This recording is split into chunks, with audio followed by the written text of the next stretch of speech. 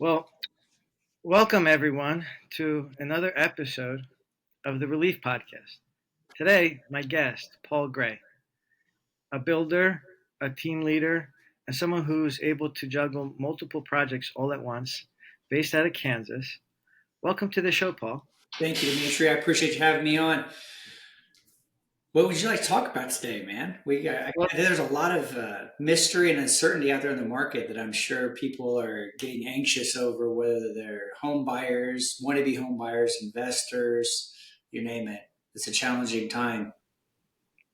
it sure is. I mean, there's multiple facets. So, and I would love to learn more in this episode about how you're able to juggle multiple projects Okay. because a lot of people can't. Not only they can't do it, it impedes. Like, let's say, simple example today. I talked to a friend out of South Carolina who has 9 projects going on and a need for a project manager. Okay. And when you don't have that person on the seat, you have to own multiple seats, wear multiple hats, and balance all that. How did you go about building your business? Deciding to be a builder to begin with, and then getting to that point where you can manage multiple projects at once, and then be present for a podcast like this.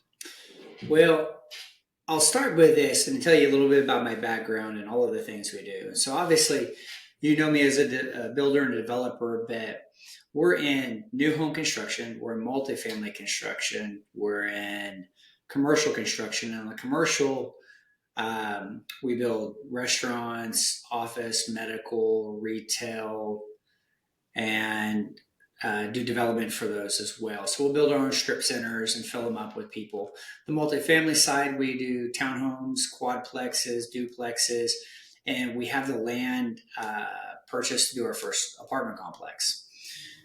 Home building, we're mainly a custom home builder, but that market has changed in the last couple of years. So we're shifting to about 50-50 between specs and customs, whereas historically we're probably 20% customs. 20% specs and 80% customs. And we're in that mid-price range to the high-end price. So in my market, which is irrelevant to most of your viewers, is we're going to be the 400,000 range to million and a half. And my market, there's still a lot that happens in the 2 to 300,000 range that we skip out on.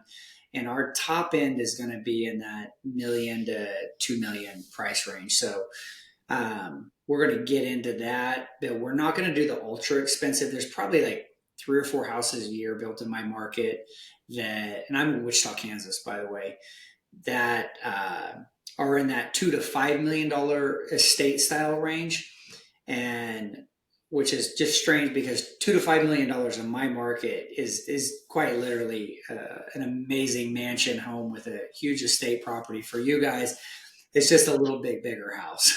So, um, but just I wanted to share that to you. But I also do land development. We develop multifamily projects, do land development for the commercial and residential. We have a property management company that manages our residential properties. We have commercial investments. Those are managed by others. Then I also invest in some outside businesses. We're in the crypto space. We're in home health care. I have some equity interest in a couple of restaurants. So Wow. the things I do are very diverse, and the one that makes the least sense of everything is the home health care bit. We're already in this space, so there's not really an exit anytime soon out of that bit. But long term, it'll pay off very well. So, first of all, I applaud you for, I guess, being so diversified, because I imagine that you've lived through cycles, Yeah. up and down. So if you were only a builder, that would be wonderful and you would do excellent work, but there would be moments where forces outside your control slow down or constrain your business. Exactly. I'll give you 2 great analogies. One, right now, the home building business, we're off 40% from where we were at in 2022. In 23, 24, and probably 25 is going to be about that same at that 40% off of what our peaks were. But I also started in 2008 building homes. And I grew up, my father was a home builder, and I grew up working for him. So I learned from them and I started my own company at 30. And we're 18 years in business now. But I started in '08. And what great time to start when there was almost no housing market. So when I started that, I was building one or two houses a year, and that's why I got into commercial because at least there I could leverage my connections to go out and try and find work, solicit work, because I had to feed my family. I also, in my 20s and early 30s, I was in politics. I was on the Wichita City Council in my community, and one year I was even the vice mayor. So I started a little late starting my company at 30. I could have done it earlier, but that time I spent in politics was really good. And one, getting me known in my community and then advancing my knowledge far beyond just the things that I was in construction. So what's it like to be behind that side? Because sometimes as I would just say a frustrated citizen, we see very out of touch political people who've never opened their own business, Oh, but love to put rules on business. it's horrible, man. I see it all the time. Um, I was obviously very young. I was 26 when I got elected. Everybody else on the council were at least in their 50s. And one gentleman was even in his 80s, and it was a group of seven. And so I had to be a bridge builder when it related to real estate and business. And each one of us had our areas of expertise. Even if we weren't really experts, we were by de facto the experts. I mean, one of the persons worked at Boeing. So he actually, yeah, one of them worked at Boeing. Two were in insurance. One was a retired teacher. One was a tennis instructor. One was retired businessman, but he was in his 80s. So even when you looked at his business experience, it was very dated. Principles were still sound, but the techniques and practices were not valid anymore. And so I was the person, because I was in real estate and construction, like, well, you're going to be the liaison for everybody related to construction and development, which is great because those are the things I had passion about. And so I learned quickly. And even though I was young, um, within about 6 months, I had earned the respect of everybody around me. And because I knew when to shut up and I knew when to listen and I knew when to ask questions and I wasn't afraid to ask questions. Um, so you work your way through it. But, when somebody would call me and complain about my neighbor's dog barking or something like that, I'm like, I'm the last person who can help you. Let me connect you with somebody who can. That's a legitimate problem, but I can't take care of it. It's like I work on these things here, and this is what I'm good at. And all these other things over here, there's somebody else that works on them, and which is the core of my business. Even though I'm doing all these things, they're all still construction and real estate related, except for the home health care, which is really passive. I just provide her some mentorship as she runs it, but I have a pool of guys that I'm friends with that are doctors, so we invested money into it.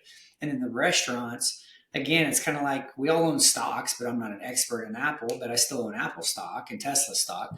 So it's the same thing. I just a little closer to the the center of decision by having an equity stake in these other businesses. But their diversification, they satiate my desire to have variety, and they also give me other aspects to be in. And most of the restaurants, for instance, that I'm in were restaurants that I built. So I made money on it. I'm just diverting a portion of the profits back into equity. So first, I applaud you on not just being the person who builds out something and walks away. Yeah. Having a vested stake in the success of the venture and then working with the management and everybody to make ensure it works because obviously you have a seat at this table. Um, how's it feel to kind of to have your toes in all kinds of different ponds? Like, how do you manage that as a leader, like in terms of reporting, putting the right people in place? Well, it's challenging, but I thrive on challenges. I mean, the reason I can do all this is, I got this superpower called ADHD. Me You know, too. yeah, don't ask me. I've got my kryptonite too, for sure, and that's called my focus and attention. But when I am focused and attentive into something, I'm creative. I can problem solve, troubleshoot, find, whatever the solution needs to be in a really rapid amount of time. So it benefits one benefits the other. It's like I have people around me who do not have ADHD, and that is a benefit. I mean, my accountant is just a straight arrow. My office manager is very diligent, attention to detail. My drafter and designer, they're very creative, and so they kind of are on the spectrum with me, but maybe not as far. My operators, attention to detail is great. So it's like I found people who can focus in on things and run one or two things very well, uh, because that's a skill I don't have. So finding it's like if you're really good at operations side, you probably need somebody in marketing and creativity and finance. So it's like finding those pieces to fill those. And I had to make a lot of bad choices to get to the right people that I have, and certain people won't be with. I don't expect everybody to be with me in 20 more years, but I actually think some of my team will be. But some will be in here for a 1-2 year ride. Some will be 5 year, 10 year, 20 year, because I made enough mistakes hiring people that I've gotten better at choosing what I want or need out of people. It's still a crapshoot every time, you know. Um, Doing all of these things, while I think it is fun and exciting, there have been times I sat back and said, "Hey, if I narrowed my focus, would I be more successful in one or two of these ventures?" But then I remember I'm not really on the operations side. I mean, if we are clicking on all cylinders right now in housing, my ability to go off and do these separate projects that I am, and I've got a half a dozen projects in the work. I wouldn't be able to do those, but I can right now because our pace is a little slower, and it fills in that gap. But once it steps up, I'm either going to have to find somebody to replace more of my specific duties, or go out and remove some of my focus from these other projects.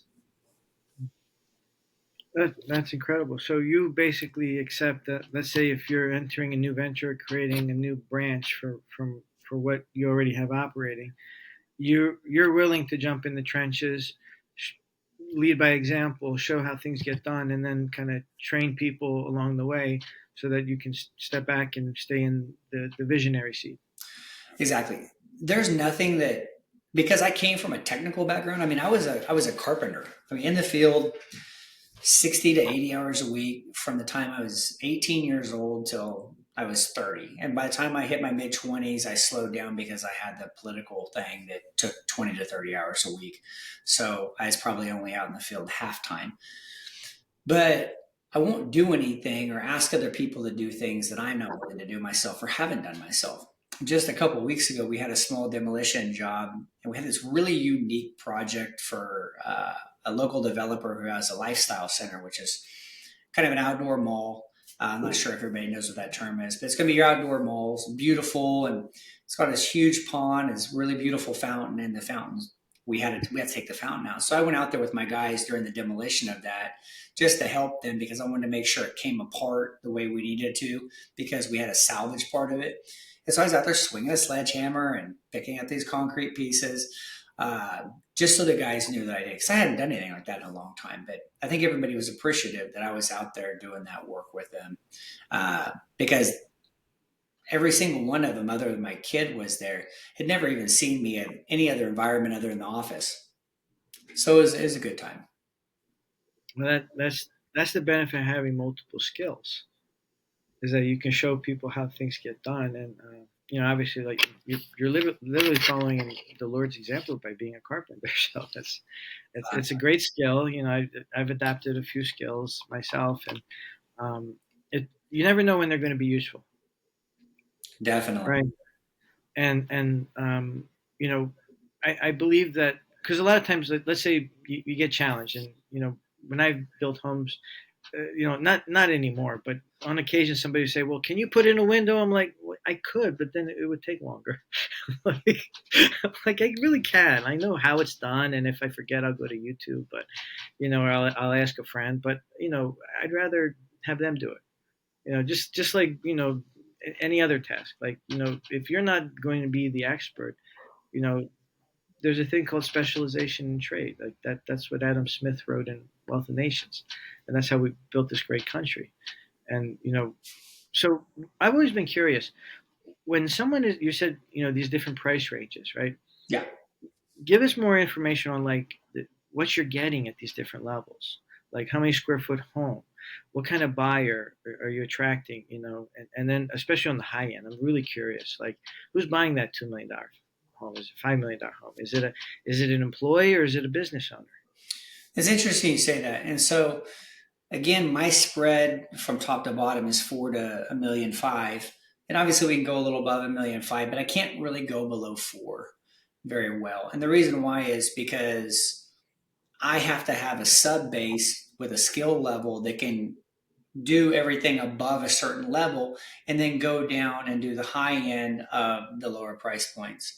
And so, whereas the people at the two and the $300,000 range, they have subs that are very skilled at that, but their quality is going to be lacking. So I have to have subs that have a high level of quality at that price point. So even on my entry level, kind of like you have Mercedes and you have Lexus and some of those, they still have entry level vehicles that are going to carry some of the quality of the brand overall, but the price point is going to be higher than what you see with others. So, and so I'll give you one example. One of the developments I'm in, where there's three builders, but I still represent 50% of the products sold in that development, and we're the most expensive by far of both of those people.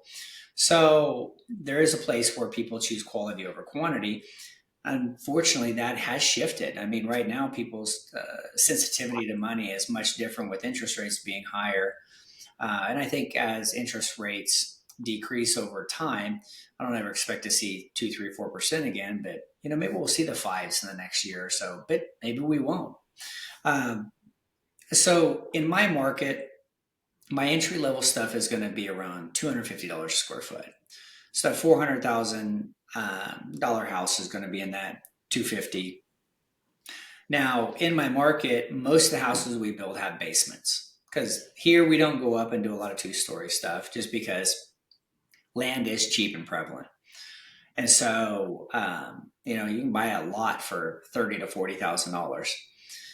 Um, and so the average buyer at that price point could truly be anybody. Now, when I get into my 800 to a million, um, our local industries are going to be aviation related. So most people may have heard of Wichita, but they don't know what it's about. Um, we have about 750,000 people in our MSA. Our city itself is 380. But Wichita is known for some franchises. Pizza Hut was started here. White Castle was started here. Freddy's Frozen Custard was started here. Rent-A-Center started here. Coleman Coolers and Lanterners and Camping Supplies started here. Uh, so there's a lot of that. And then aviation is really strong. Boeing has a presence here. Cessna, Hawker Beechcraft, uh, Beach, Learjet started here. So pretty much every private plane in the world, except for Gulfstream and the ones in Brazil and Europe, are all centered around Wichita. And then we have a company called Spirit Aerosystems, which Boeing is now buying back, but broke off from Boeing, and they built all of the 737s, which is Boeing's you know midline plane that everybody has. That's all. That's all. For instance, or what do you call it? Southwest only uses 737. So every day they're kicking out a 737. And so that's what Wichita is. And then we have a really big industry called Koch Industries. And Charles Koch is a really politically polarizing figure, especially in the last couple of elections. But him and his brother David passed away in the past couple of years, but David was the wealthiest man in New York, and Charles is the wealthiest man in Kansas, and they each were probably in the top 20 wealthiest people in the world. And Koch Industries is in the oil industry, but they've splintered off into other things and diversified. They're the lead investor in Fontainebleau Hotel and Casino in Vegas. They own Georgia Pacific. They own some other companies that make like Lycron and nylon and those things, spandex. They own all these commodity based businesses, and it's either the largest or the second largest privately held company in the world. They go back and forth with Cargill. So those are the people in my community. So we've got a lot of engineers that make $150,000 a year in the aviation business. That those people can buy $700,000-800,000 house pretty easily. I built a $800,000 house for.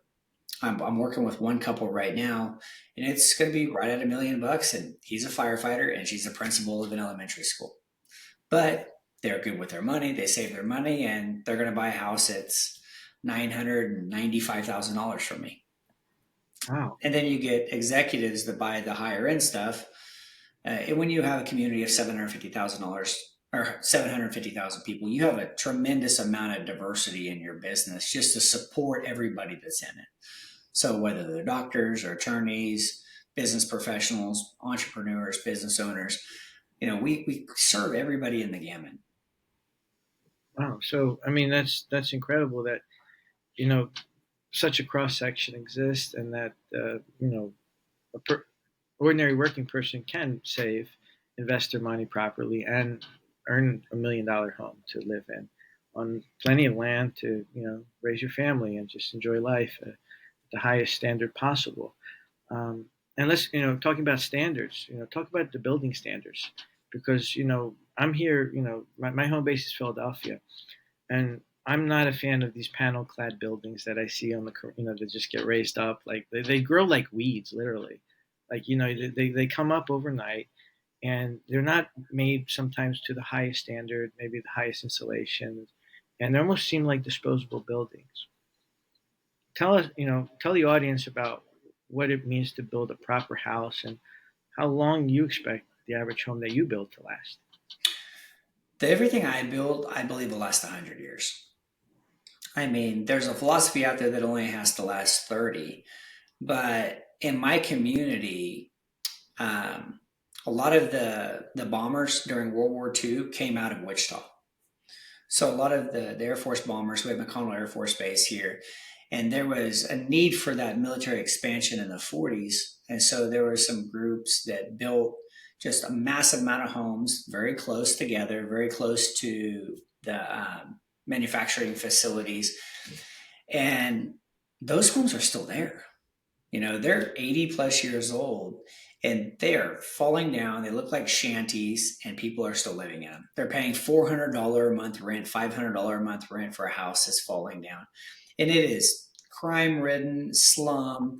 So they were only intended to be 20-year houses. However, there were 20-year houses for the original purchasers and the original investors, that somebody continues to buy that depreciating asset because no one in the chain of the lifestyle of this home exercised the ability of, okay, great, we're done with it, and we go tear it down, scrape it, and put something new. So if you do a good job, it'll last a long time. If you do a piss poor job, unfortunately, it's still going to last a long time in a very dilapidated state because no one cares, and somebody's going to be living there. So in one part, I'm happy that some of those people can have homes because apparently somebody needs to live there. But at the same time, you can drive 2 miles away and you can look at 100-year-old homes that are getting premiums on the market when they sell because they were built right. So it really does matter. And we live in a society that's very short-sighted. Most people don't think past their own short-term lifespan or the next 20 years. But I'm in a business where I'm creating a product that's going to last that long. So we're very specific. Not only do we use quality subcontractors and vendors, but the products we use are arguably some of the best we can find on the market. Now, I've never met anybody who is a home builder that doesn't say he builds a quality product.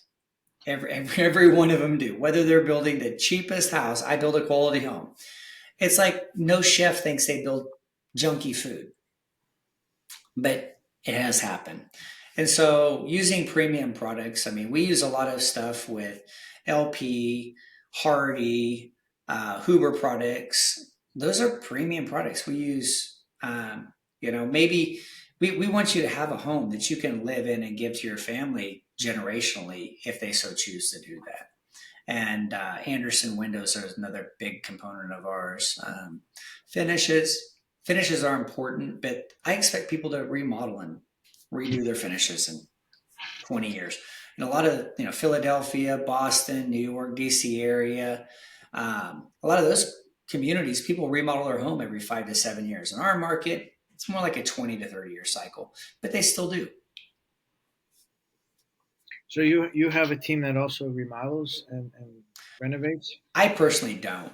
We've got enough on our plate with what we do that we use a lot of subcontractors. I mean, we have 13 employees, and four of them are in the field wearing tool belts. We have a carpentry crew. We have one carpentry crew that gives us the ability to have manpower to go take care of a problem real quick. But they do about 60% of our work right now at this pace. And when we get busier, they'll do about a third of it. And then I have a few superintendents who are in the field managing field operations, and everybody else is in the office. I got two people in accounting. I got a drafter. I got a designer. I got an operations director, project manager. So we have people for all these different roles, but we have to have a very skilled sub base of subcontractors to do the work for us. And so when it comes to subcontractors, how do you go about qualifying people, keeping them accountable? Because ultimately as the leader, you own it. Even though they're not technically your people, it is your project and it is, your responsibility. It's your promise, it's your name on again, everything. How do you make sure that people are, like you said, because they're not yours? And how do you make sure they embrace your culture and your Well, value while doing the work? there's challenges with that because just like everybody has problems trying to retain employees and hire new staff, even our subcontractors are having that problem. Now you offload that issue to your subcontractors because you're not self-performing, but I did come from a self-performing background where I learned a lot of those trades before I started my company. However, when you put yourself and promote yourself as the premium person in the market space, so if you take Dodge, GMC, Ford, and Toyota. All four of those create those are arguably the largest domestic builders.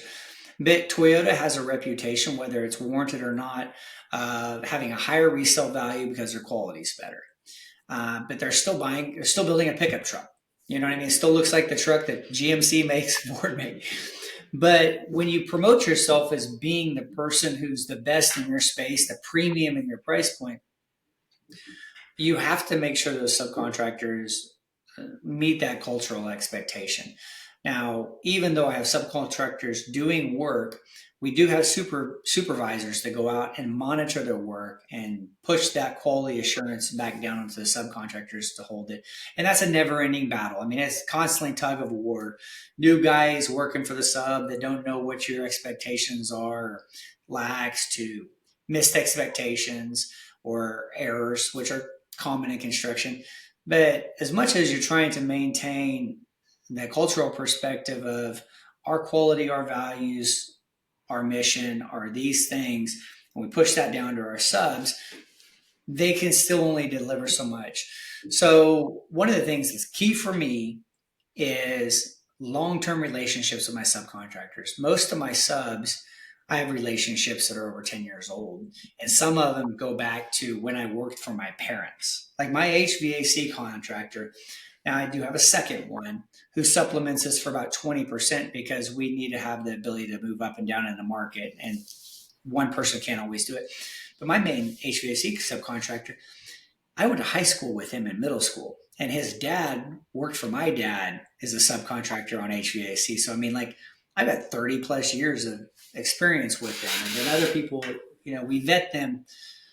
So that's the key. I mean, I'm in a place being one of the largest builders in my community that I get a cherry pick, and I don't really lose deals over money. I mean, I don't change subcontractors to save 5%. I mean, if you're my guy and you do great and you're 5% above everybody else, that's fine because I'm going to be 5% or 10% above everybody else myself. So I think that's the thing is understand where your space is. If you're the cheap guy, the value guy, then you go find subs that are cheap and valuable, and you deal with the quality control issues. If you're on the other side of that, where qualities matter, maybe you're not affected by price, but you want a whole schedule. So it's just maintaining those. Which two of those three pillars are the most important to you? And for us, it's going to be quality and timing, not so much price. Yeah, I mean that differentiation does matter, and the value ladder, because the more expensive the house or everything is, the expectations are raised. Yeah. So you know there's a lot of deliverables. You, as a leader, as a project manager, and so what do you do when you know you you miss the mark? You promised delivery end of the month, and now it's going to be perhaps later, or maybe some delays happen because of tariffs, and now shipments of certain supplies come later. How do you kind of reset the expectations and maintain the relationships? Well, You know, I always maintain the expectation because I have lots of years of doing this wrong. And I'm not saying I do it right now, but we definitely learn from our mistakes. I don't ever give the expectation that I'm going to promise you this product 3 months from now. When it comes to homes, commercial is a different deal. But when it comes to homes, we maintain the communication. When we have issues, we talk to the customers. I believe in, unless it's a really rare circumstance, I'm going to fix it and make it right versus buy the problem. Every once in a while, you're going to get guys out there that are like, something's not right. They're like, well, how about if I give you $2,000 off? Well, I used to prescribe to that mentality a long time ago, but I found that that $2,000 off, because maybe it would have cost you 4,000 to fix it, that person is never going to sit back and go, "Ah, that doesn't look right, but they gave me a couple grand discount." You're looking at something for 30 years or 20 years or 10 or however long. We tend to default to going back and fixing it, even if it's expensive. And there's certain circumstances where that's not feasible, and then you come to compromise and negotiate it through. But I don't just try to throw away and buy problems. Well, we fix them, and then again, managing expectations. We tell all of our clients this is construction. You're going to have hundreds of people working on your job, a million pieces. There's going to be problems. There's going to be challenges, delays. There's going to be issues and things that are incorrect. And it's not the builder that can make none of those happen, because if you sit back and eliminate the risk of those, the product will either be too expensive or take too long. But it's how you rectify the situation when they do occur. That's the thing, is we're in a business of how do I fix the problem, because we're going to have some. Just like in a restaurant, you go and sit at a table with 20 people, you can guarantee there's at least one person that's not going to get their plate made exactly right. How do you rectify that? Do you sit back and say, hey, I'm sorry, but we can't fix it because the kitchen's too busy, or do you take it back and make it right? I mean, to your exact point, this very morning I was meeting a friend who drove up from Maryland, who's also a real estate investor, and as soon as he opened up his napkin and he sees the silverware, they're dirty, right? Now, mind you, because he was a server and a bartender in a past life, he's very empathetic. And he goes in there, he knows the person's name. It's Dana. She's been working for 35 years. She was very nice, and you set the table right. And as soon as she saw that, she said, "That's not acceptable." And so as soon as I heard that, I'm like, "Oh, you have standards." Rather than just blaming others or saying, throwing somebody under the bus, you're like, "Wait, let's make this right." And so I knew immediately that now the person will be more attentive, more friendly, not because we complained, not there was a problem, but it was attended to Yeah. and it was spoken about and framed properly. So I think that's another thing, because in construction, a lot of times people are very blunt, say it like it is, and then they throw a lot of like negativity around that. How do you promote a culture where you're like, listen, this, we don't, it's not like you don't have to curse, but just be nice to each other within reason. Yeah, and that's a great question, because there is a stereotype. Just like there's a stereotype for car salesmen, there's a stereotype for contractors that we're gruff, bad attitude, aggressive, mean, no accountability. And that's pretty well founded stereotype, to be honest with you. I love my father to death. He taught me everything I know about construction. But my dad was that gruff, aggressive, cranky contractor, and he never changed. I mean, he's still that way to this day. And so, growing up around that, I learned that that's not how I wanted to be, and it's not necessary. And my vice president, he grew up in the construction business, and he is not like that either. We laugh, joke, We there's times we have to be stern. I mean, that's the reality of it. You can't be pushovers either. But we hire on personality because I've hired people on a skill level, and I've hired A players from other companies all to find out that they didn't fit us. An A player for somebody else is an A player because they worked well in that system. But when they come over here and you don't have that system, they fall apart, doesn't work. So you got to train your own. And so if I got to train my own, I'm going to get somebody with the right attitude. And then we're going to teach them the skill set that they need because, nothing ruins your reputation faster than a pissed off customer because everybody checks Google now. And if you got most of your, it's like even I've got to force something in my Google because I've got a couple of bad reviews in there. But you can't get rid of bad reviews. I got bad reviews from people that never built a house, don't even own their house, and they're fake. And it's like after a year, Google still won't take them down. So you got to keep the good ones when you get them.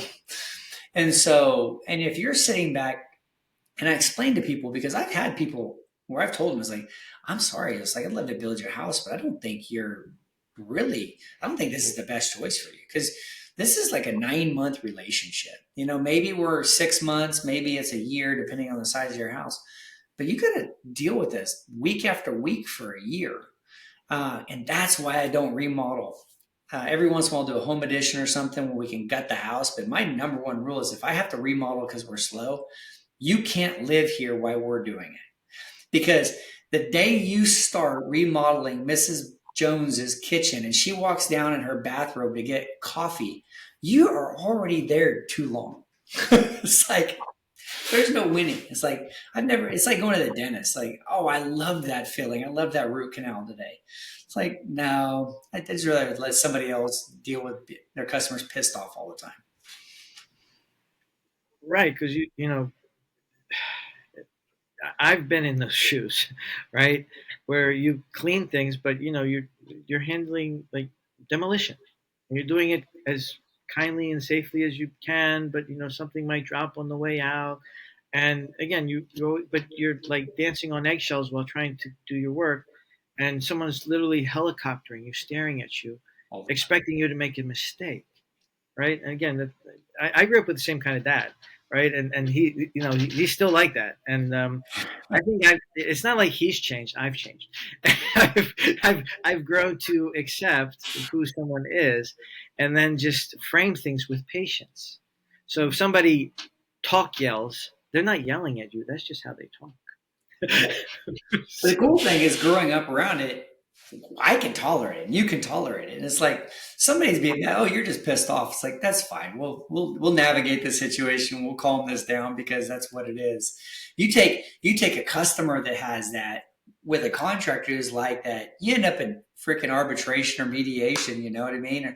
Or worse, I and you have to in business. It took me a long time to do this. There are a couple of times where I tell people like, you know what, this ain't going to be a good fit. It's like there's already too much tension, and we're still just drawing and trying to price this out. It's like you need to find somebody else, or I'd recommend you go buy an existing home because I don't think this process is going to be tough for you. I mean, I've watched people get divorced by the time we're done building because the relationship couldn't handle the turmoil and stress. So it's challenging. I wouldn't tell you that it's a tough business, but it's like everything. Some people just shouldn't build a home.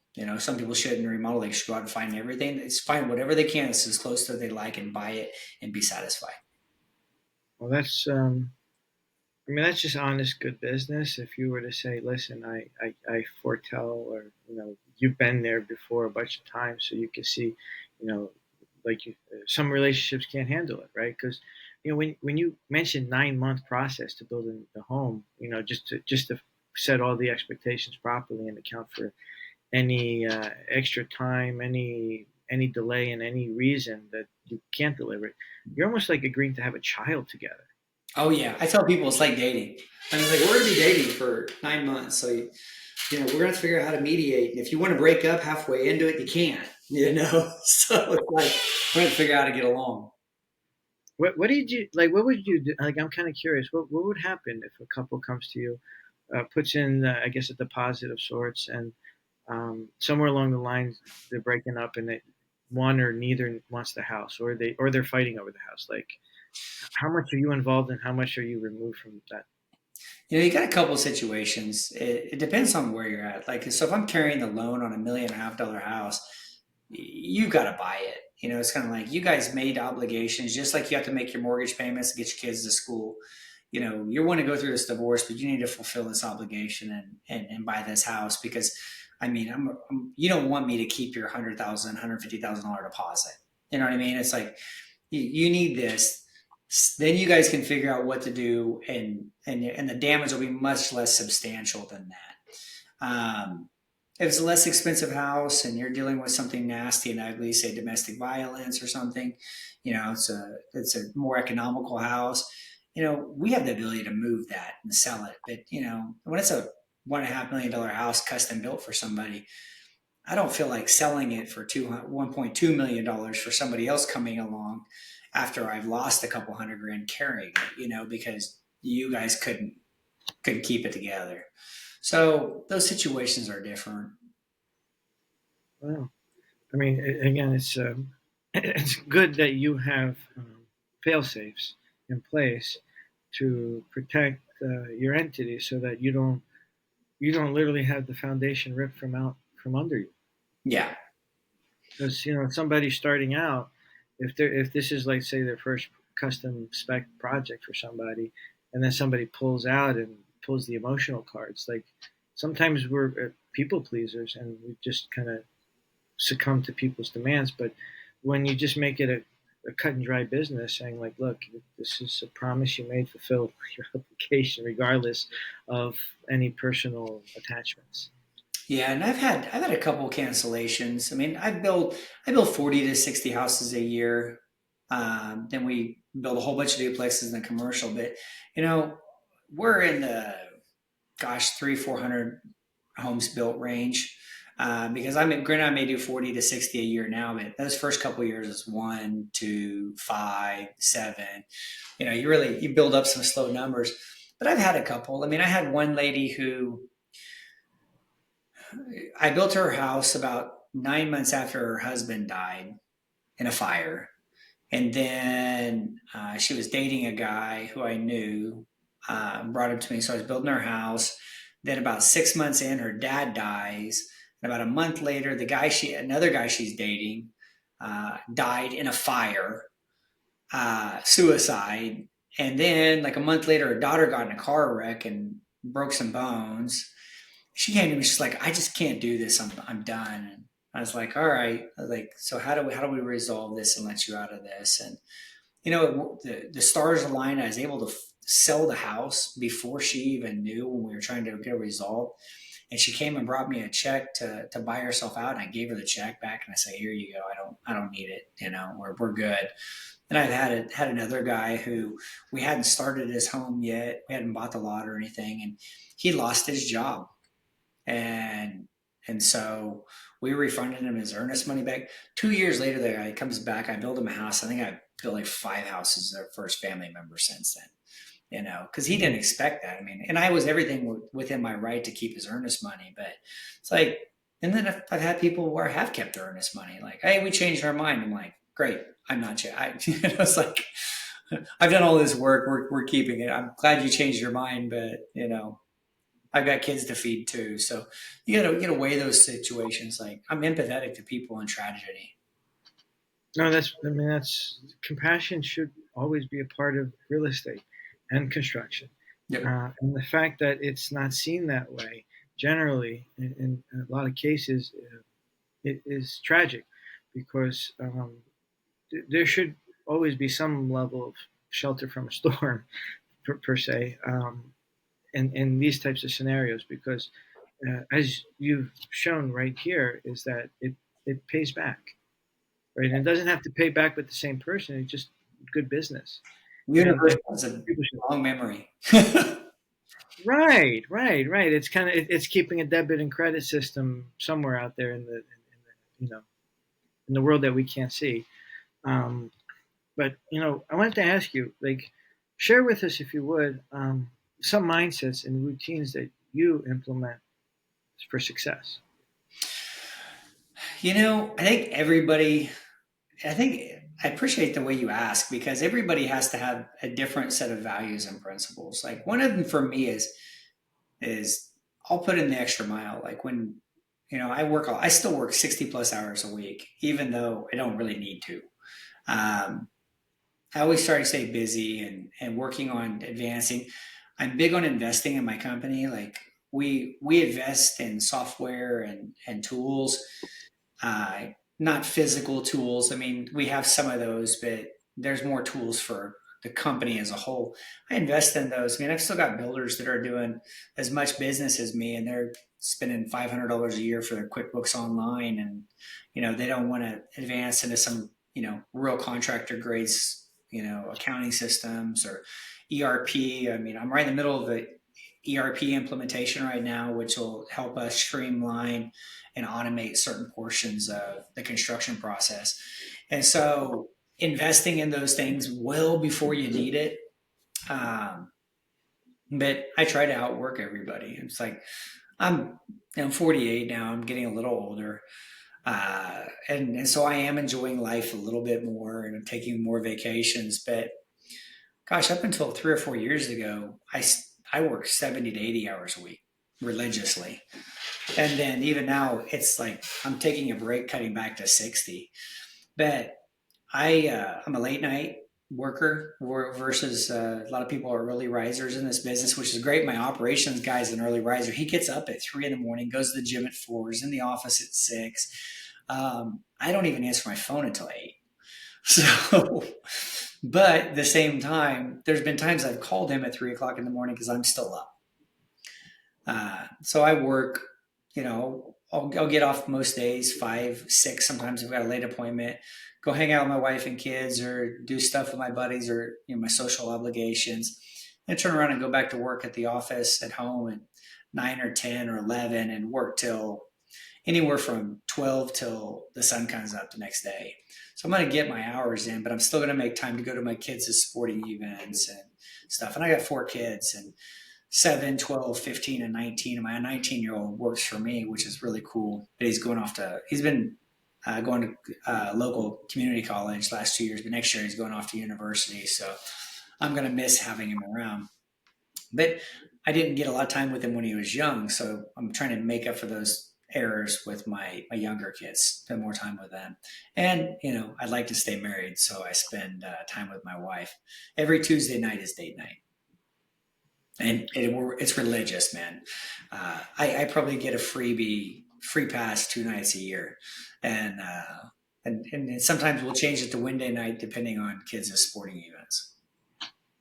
Well, that's really the fact that you set a solid time block in place. You know, so you're telling me on Tuesday evening, you're out having dinner, and some call comes in. You're not answering it. Unless it's an emergency, I don't answer.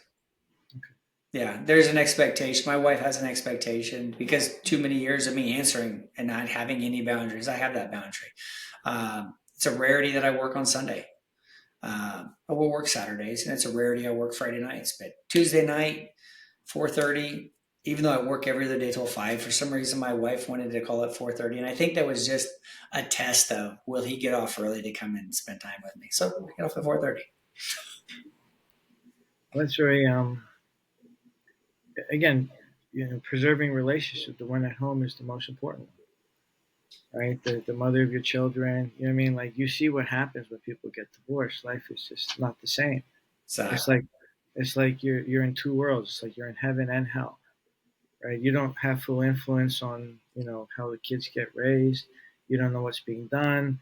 There's moving time, right, and all that coordination and logistics. it's not needed. So if you keep, what you built in place, I mean, that's wonderful, because a lot of people in construction and in real estate, you see all the horror stories, right? You see how, if you're home all the time, you're not making enough money. But if you're working all the time, you're not home enough. So it's either one pendulum side or the other, right? Yeah, there's no winning. It's just do the best you can. That's for sure. But yeah, it's like I want the best life for my children. I mean, one thing is nice is even though divorce rates ridiculously high in the Midwest where I live, it's still somewhat manageable. I think if I lived in some of the coastal communities, I think it's like just you just get divorced. Like you just figure out what age you're gonna have your first one, you know.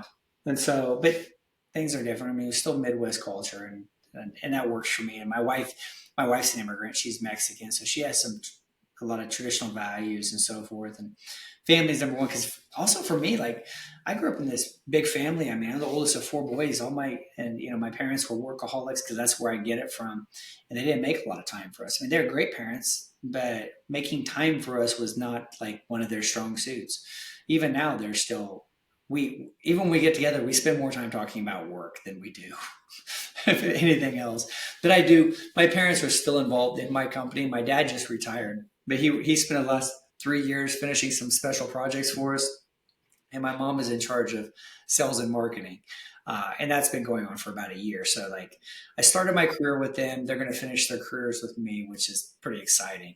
But yeah, family values is great. And that's one of the things my wife brings is bringing in that sense of family time and family vacations. And no, Paul, you really don't need to work on that today. It can wait a week or a couple of days.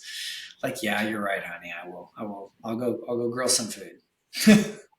Well, I think, you know, our partners have that intuition that we lack, and saying that it is all right when it actually is.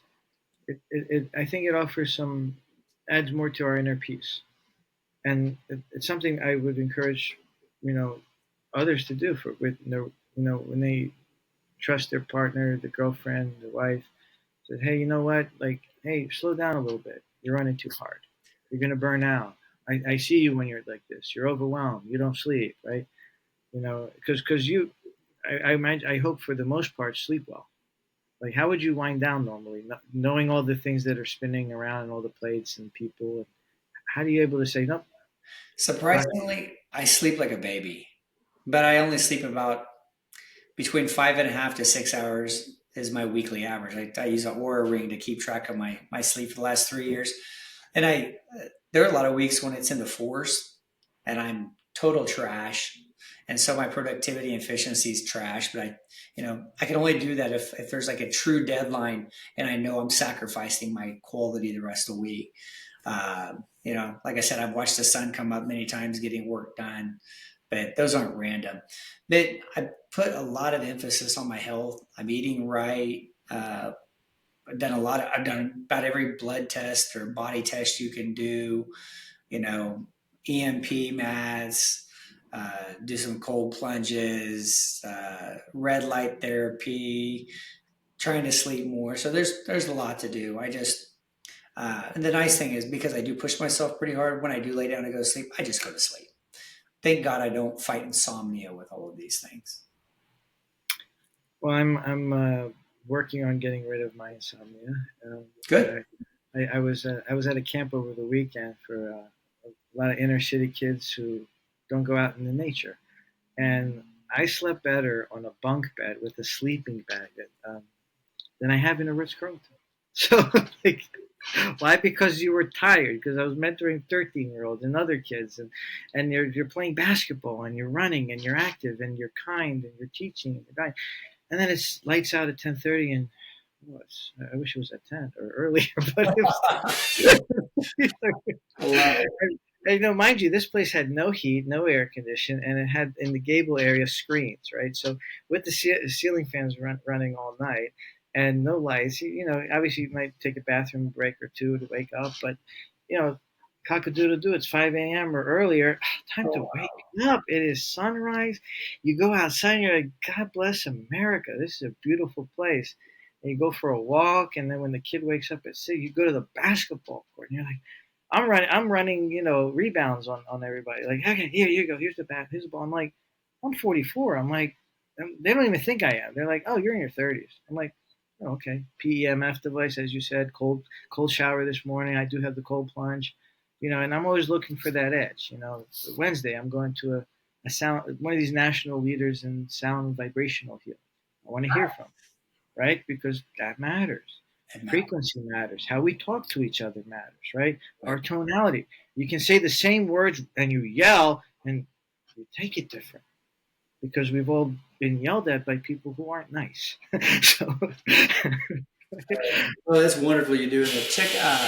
There's some testing that I would do. Like one of them. Have you done anything for like gut testing to find out what foods are good for you? I've done the food allergy test, and that told me nightshades need to fall off the menu. So that would be tomatoes, peppers, eggplant, all the stuff that Mediterranean diets include. Um, and then bread, gluten, right? Me too. Gluten and whole. Right.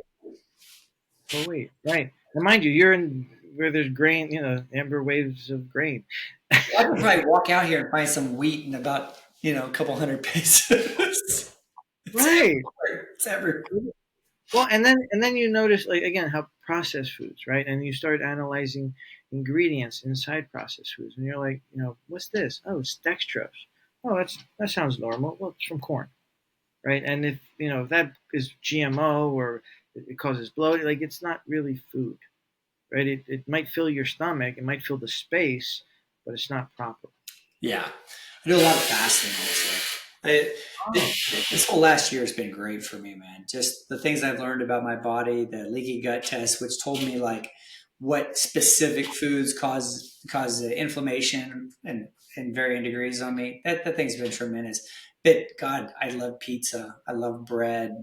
I love tacos. I love hamburgers. And it's like, okay, if I can cut 85% out of the gluten out of my diet and the whole wheat out of my diet, I'm going to call that a success. And we're just going to stop there. It's like, yes, I mean, because I was preached to really, really well by the doctor who prescribed these tests, and they said, like, if you eat this gluten, it's going to cause this brain gut imbalance, and you're just going to become a mess, and then Parkinson's, Alzheimer's, like all the bad metabolic illnesses are going to come at you, not today, not tomorrow, but maybe in 10, 20 years if you ingest things now. But I went to a Greek festival last week, and I went to see this comedian. And they had spinach pies. They were rolled down, delicious. How am I supposed to say no to that? I ate that. Okay, it didn't bother me much, pick but and choose, man. You know, an alcoholic drink every once in a while versus a guy that has one seven, 2 or 3, 7 days a week. It's the potencies and the toxicities and the relative quantity. You know what I mean? Like when we were little kids, we learned the solution of the pollution is dilution. It's the same thing. Go eat, go eat your food every once in a while. It's like I still like Chick-fil-A and some of these, but I'm not eating them every day now. I've got all these snacks, like healthy snacks I buy at the Whole Food store next to me. Now I had to lose weight because I ate too damn many snacks, so I've been doing some 24-hour fasting for the last 2 weeks to drop about 10 pounds. But now it's like self control. Don't eat as much of those portion. But it's like I want to live to be 100, man. I want my kids to live to be 120, and so we're trying to break them off of all of the things that we did out of convenience. And I quit drinking pop 3 weeks ago. I don't. My goal is to never drink it again. You know, I might slip up somewhere, but I'm just stop. Why? Why don't I need to drink freaking sugar water? No. it's not necessary. And I think a lot of times, that might keep Buffett going, the Cherry Cokes and the Dairy Queens and all that. But he's also invested in those companies. Right? Yeah, So, but I'm sure he has the best doctors. You know, I on call tell him every 24/7. morning. Sure, that's great, Buffett. Yeah, and you're 90 something, and you drink a Coke every day, but I bet you have a lot of meatloaf and liver and onions and real food the rest of your meals. Yes, I mean you only see the one side. You see the article, you see the video, right? You don't see what's in the home. You don't see what's on the kitchen table for dinner, right? Exactly. And And I encourage all people in real estate, construction, people who are out and about all day, meal plan. Bring the meal with you, right? And make responsible choices at least most of the time. Again, it's not. I'm not this person who said don't have fun anymore and stop eating a birthday cake, right? Like, have the cake on your birthday, but exercise, get moving. It's spring, it's sun is out. Walk. I walked for at least an hour today. Well, Nice. nothing wrong with that. In fact, it put me in a better mood for you, so that I could bring my best to the table. And that's how everyone needs to be, right? You need to show up before you show up. Yes. I like that. I need to work on that. It's like if I have a tough day at home, I need to make sure that when I get home, my tough day doesn't follow me home. And it usually doesn't because I don't have a lot of tough days. I shake things off, but we can always do better at that. There's always room for improvement, man. I mean, what would you recommend? Because like you said, you have a lot to manage. How do you kind of just almost like take off your uniform and say, okay, I'm hanging that up, hanging up that coat of all my work responsibilities, and now I'm dad, I'm husband, and I have my sanctuary. I go through cycles where I have a lot of stuff that has to be done today or tomorrow's a deadline.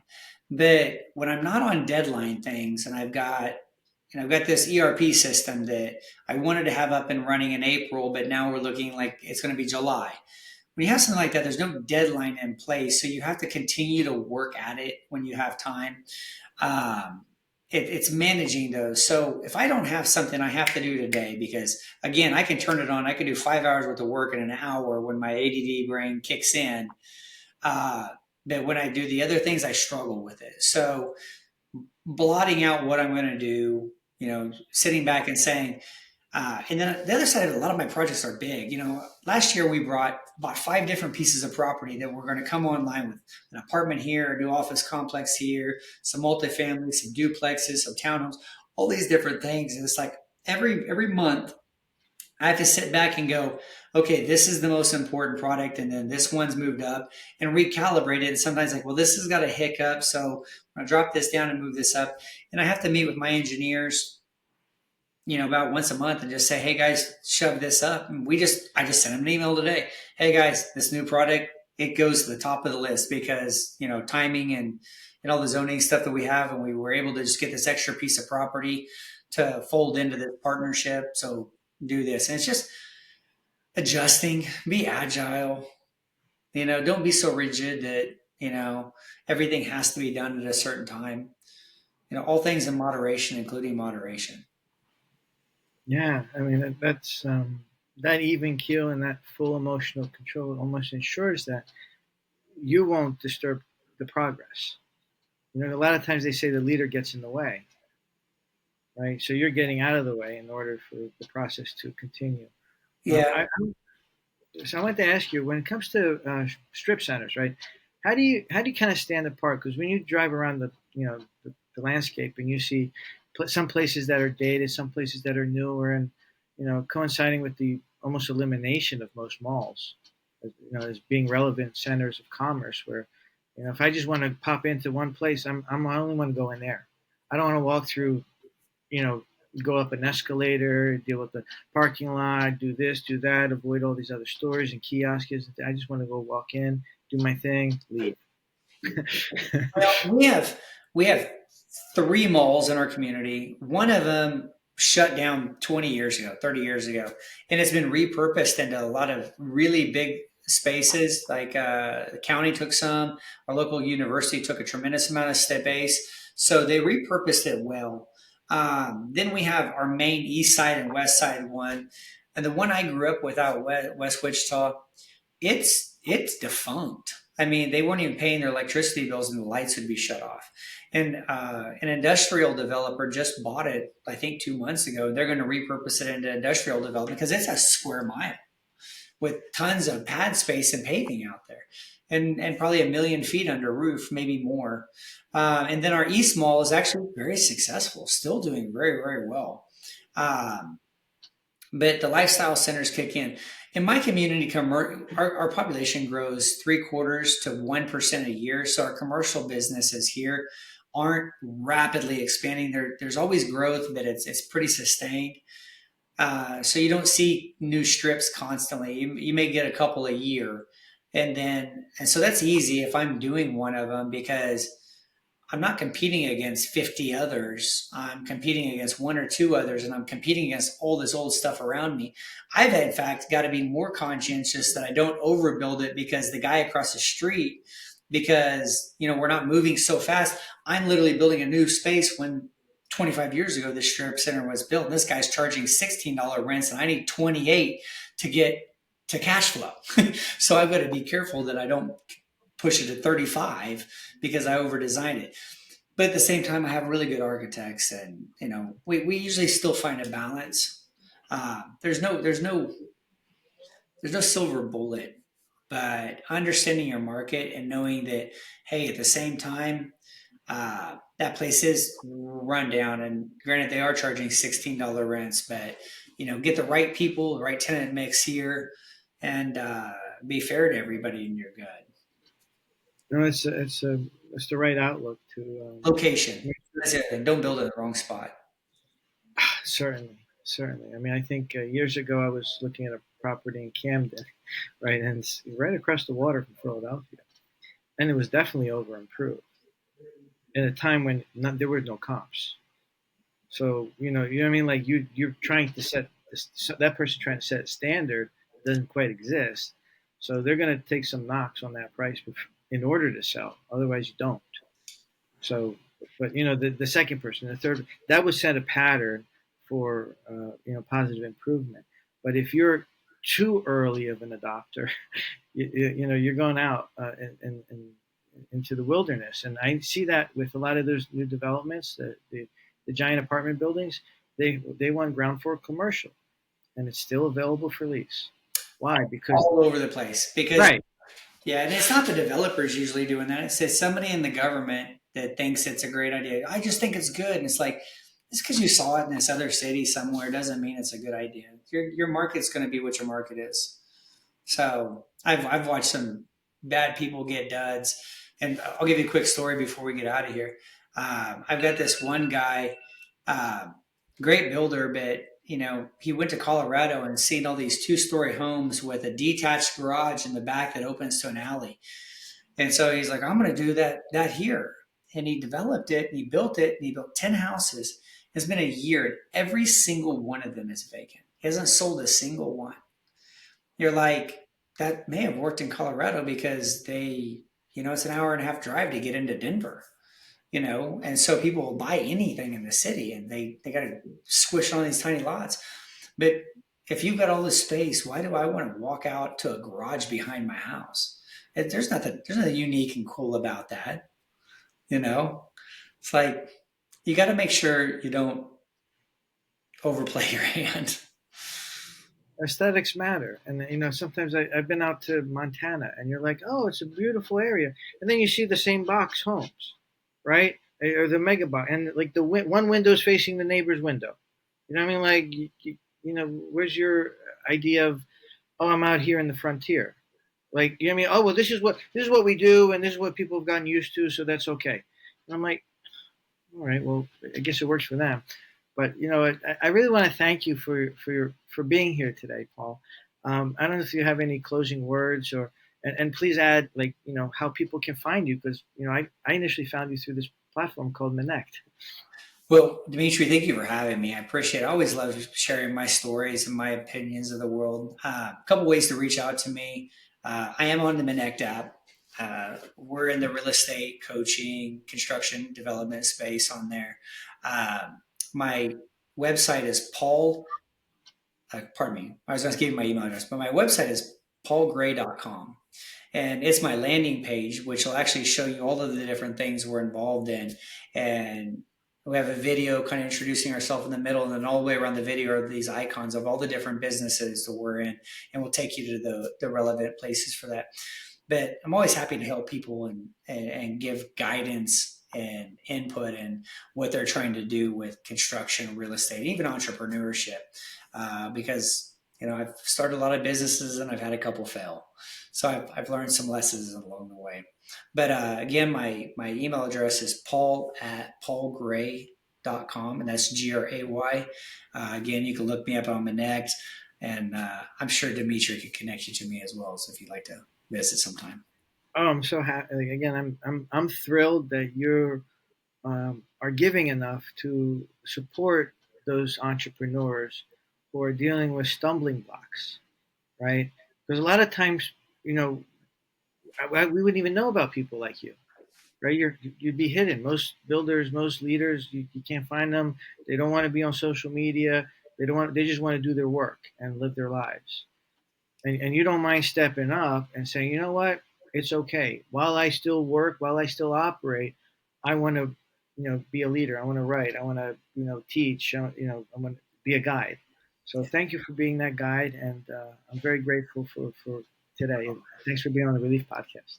One thing I'd like to add, I am on Instagram, and we do put a lot of knowledge and content out there. But Paul Gray Homes on Instagram and Facebook. Excellent. Dimitri, Yes, thank you so Paul. much, my friend.